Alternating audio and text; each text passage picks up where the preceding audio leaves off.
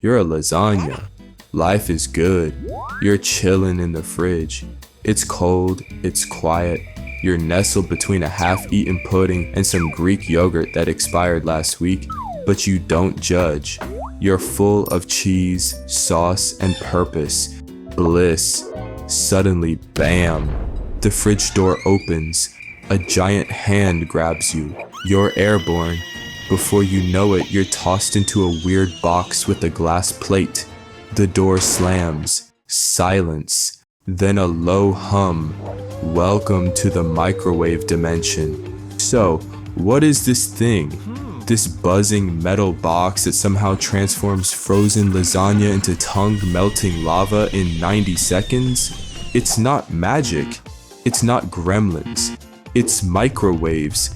A type of electromagnetic radiation, just like light, Wi-Fi, or the energy your phone gives off when you lose signal and start screaming. Microwaves operate at around 2.45 gigahertz. That's 2.45 billion times per second.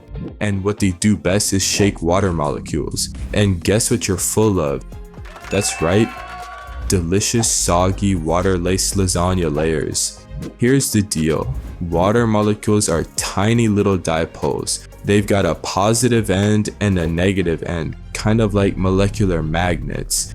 When microwaves hit them, they start spinning fast, like really fast, like toddlers at a birthday party after 3 cupcakes and no supervision. This wild spinning causes friction, and friction makes heat. So your food isn't being cooked by fire or air, it's being cooked from the inside of its molecules. Well, sort of. Actually, it mostly heats from the outside in because the outer layers get bombarded first. The heat then travels inward, which is why that frozen center of your lasagna is still a block of ice. Sad. But where do the microwaves come from? Entered the Magnetron. Sounds like a knockoff robot villain, but it's real. It's the evil genius inside your microwave that converts electricity into microwaves. Here's how. The magnetron shoots electrons into a magnetic field, causing them to spin around like confused bees.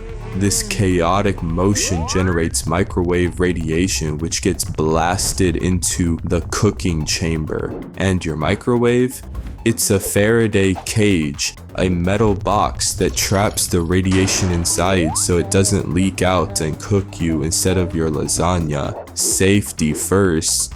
Now you might be wondering, why does the plate spin? Is it just to make my food dizzy? Nope. Inside the microwave, the radiation bounces around and forms standing waves, basically zones of high and low energy. Some spots get blazing hot, others stay cold and passive-aggressively undercooked. The turntable moves your food through these zones to help it heat more evenly. In theory. In reality, the top of your lasagna is still magma and the bottom is a frozen tundra. Progress. Are microwaves dangerous? Good question. The short answer, not really. Microwaves are non-ionizing radiation, which means they don't have enough energy to mess with your DNA. They heat stuff up, not mutate it. So no, your cheesy lasagna brick isn't giving you superpowers. Unless your power is burning your tongue every single time. Then yes. Just don't stare at your microwave with your face pressed against the glass for 20 minutes a day. You know, basic life advice. So, what should you never put in a microwave?